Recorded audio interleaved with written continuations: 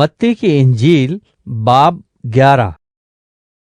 जब यीशु अपने 12 शागिर्दों को हुक्म दे चुका तो ऐसा हुआ कि वहां से चला गया ताकि उनके शहरों में तालीम दे और मनादी करे।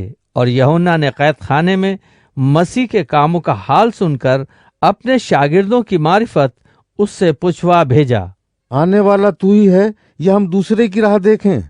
यीशु ने जवाब में उनसे कहा, जो कुछ तुम सुनते और देखते हो जाकर यूहन्ना से बयान कर दो कि अंधे देखते और लंगड़े चलते फिरते हैं, कोढ़ी पाक साफ किए जाते हैं और बहरे सुनते हैं, और मुर्दे जिंदा किए जाते हैं, और गरीबों को खुशखबरी सुनाई जाती है। और मुबारक वो है जो मेरे सबब से ठोकर न खाए। जब वो रवाना हो लिए तो यीशु ने यूहन्ना की बाबत लोगों से कहना शुरू किया, तुम बयाबान में क्या देखने गए थे? क्या हवा से हिलते हुए सरकंडे को? तो फिर क्या देखने गए थे? क्या महीन कपड़े पहने हुए शख्स को?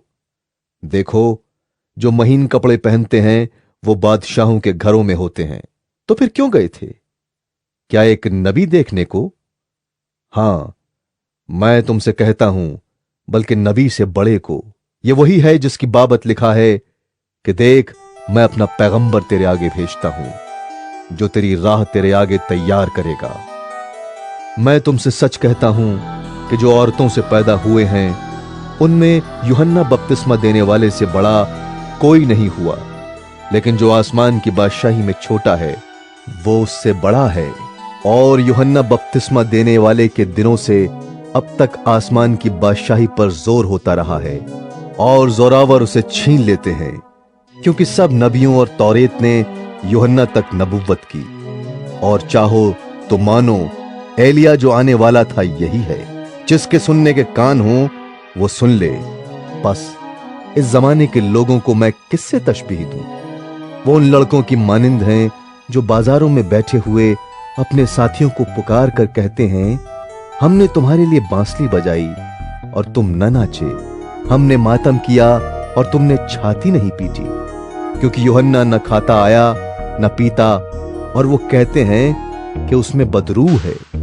इब्ने आदम खाता पीता आया, और वो कहते हैं, देखो खाऊ और शराबी आदमी, महसूल लेने वालों और गुनहगारों का यार।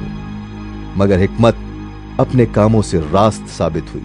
वो उस वक्त उन शहरों को मलामत करने लगा जिनमें उसके अक्सर मौजज़े जाहिर हुए थे, क्योंकि उन्होंने तौबा ना की थी।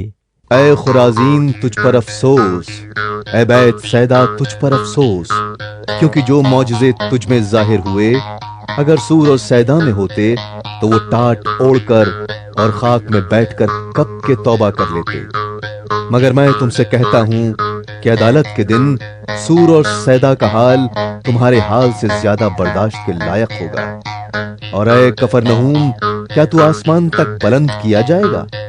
तू तो आलम अरवाह में उतरेगा, क्योंकि जो मौजज़े तुझ में जाहिर हुए अगर सदोम में होते तो आज तक कायम रहता। मगर मैं तुमसे कहता हूं कि अदालत के दिन सदोम के इलाके का हाल तेरे हाल से ज्यादा बर्दाश्त के लायक होगा।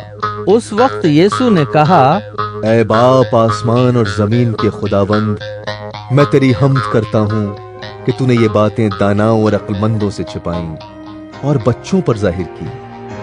हां ऐ बाप, क्योंकि ऐसा ही तुझे पसंद आया।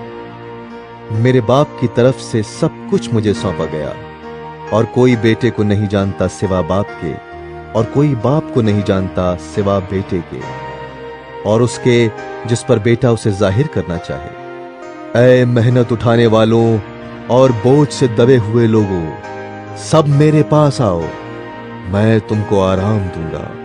मेरा जुआ अपने ऊपर उठा लो और मुझसे सीखो, क्योंकि मैं हलीम हूं और दिल का फिरौतन, तो तुम्हारी जानें आराम पाएंगी। क्योंकि मेरा जुआ मुलायम है और मेरा बोझ हल्का।